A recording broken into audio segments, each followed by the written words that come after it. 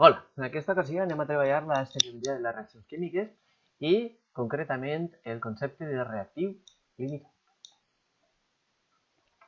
Imaginem la següent reacció química. Nosaltres tenim hidrogen, tenim nitrogen i es fan reaccionar les condicions determinades per obtindre amoníac. Ja tenim els compostos. Ara el primer que hem de fer en una reacció química és ajustar aquesta reacció química. Com podem ajustar aquesta reacció química? Doncs haurem de fer pel tanteig, per exemple, si posem aquí un 3, verifiquem 3 per 2, 6 hidrògens, anem aquí tenim 3 hidrògens, per tant, aquí caldrà posar un 2. Anem a veure ara, 6 hidrògens, i 2 per 3, 6 hidrògens. I ara anem a veure el nitrogen. 2 nitrògens, i aquí tenim 2 nitrògens. Ja tenim la reacció ajustada. Què significa aquesta reacció ajustada? Significa és que aquí necessitarem 3 mols d'hidrogen que es combinaran amb un mol de nitrogen per formar 2 mols d'amoníac. Si ho fem en un gràfic, conforme tenim aquí, seran 3 molècules de 2 àtoms cada molècula d'hidrogen, es combinaran amb una molècula de nitrogen que té 2 àtoms, de forma que en la combinació se generaran aquestes dues molècules d'amoníac.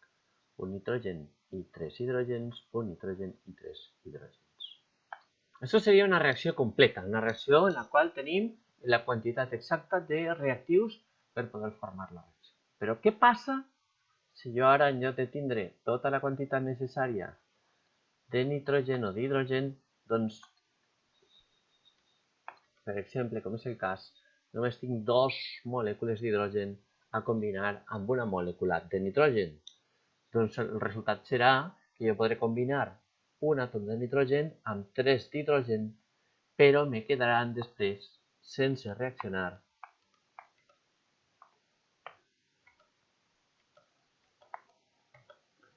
me quedarà una de nitrogen, esta quedarà sense reaccionar i una d'hidrogen.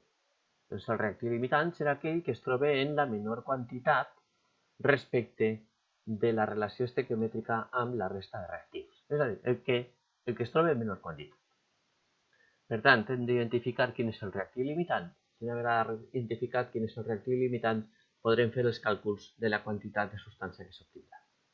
Anem a posar en pràctica el concepte de reactiu limitant amb aquest partit. En un recipient s'introdueixen 5 grams d'hidrogen i 30 grams de nitrogen.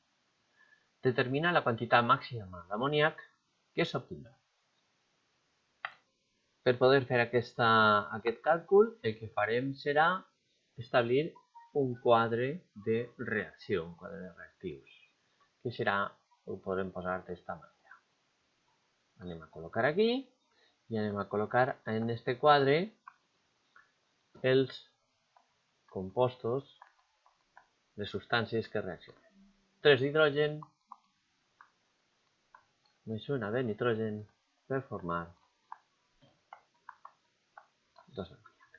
Doncs bé, en aquest quadre el primer que hem de fer posar és el pes molecular de cada una de les substàncies que n'hi ha. Serà 2, el del nitrogen serà 28, el de l'amoníac serà 17 grams per mol. Això està en grams per mol. Bé, una vegada tenim els pesos moleculars, el que hem de tindre són les dades inicials del problema. Quines dades ens dona el problema? Doncs ens diuen que hem de col·locar 5 grams d'hidrogen i 30 grams de nitrogen. I el que hem de calcular és quina és la quantitat d'amoníac que se formarà. Com que en estequiometria sempre hem de calcular en mols, el que haurem de fer ara aquí és posar els mols. Mols que reaccionen. Per tant, el primer que haurem de fer serà calcular els mols que reaccionen o que podrien reaccionar d'aquesta quantitat d'hidrogen que nosaltres hem col·locat aquí. Hem quedat que són 5 grams d'hidrogen que s'han de convertir a mols. I per convertir a mols haurem d'utilitzar el factor de conversió, que és que 2 grams d'hidrogen equivalen a un mol. Això significa que tenim 5 mitjos mols d'hidrogen. És a dir, 2,5 mols d'hidrogen. Doncs ho col·loquem aquí. 2,5 mols d'hidrogen. Ara, quants mols de nitrogen tenim aquí per reaccionar? 30 grams, doncs fem el càlcul. 30 grams de nitrogen, 28 grams per cada mol de nitrogen,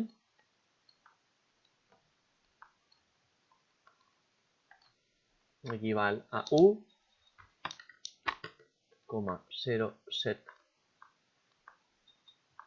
mols de nitrogen. Aquesta quantitat la traspassem a l'altre quadre.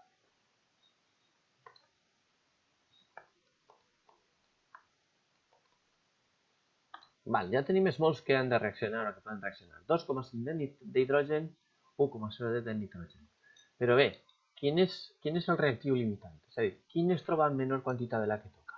Si mirem aquí, necessitem 3 mols d'hidrogen per cada mol de nitrogen. És a dir, que aquesta relació ha de ser 3:1. I aquí tenim 2,5 davant de 1,07. Això significa que d'hidrogen em faltaran mols per poder fer reaccionar totalment el nitrogen. Concretament faltaran més de 0,5 mols. Per tant, el hidrogen serà el reactiu limitant. Quina és la quantitat d'amoníac que es forma? Bé, teníem 2,5 mols d'hidrogen, que eren 3 mols d'hidrogen, formen 2 mols d'amoníac. Això fa 5 partit per 3, 1,67 mols d'amoníac. Aquesta és la quantitat que se forma amb 2,5 grams d'hidrogen. És a dir, que es formaran 1,67 mols d'amoníac. I ara el que demana el problema és quina és la quantitat. Per tant, si és la quantitat, el que hem de calcular és aquesta quantitat aquí en grams. I per calcular la quantitat, 1,67 mols d'amoníac per el que pesa cada mol. Un mol d'amoníac són 17 grams. I això fa un resultat de 28,16 grams d'amoníac. I este és el nostre resultat. Aquí 28,16 grams d'amoníac.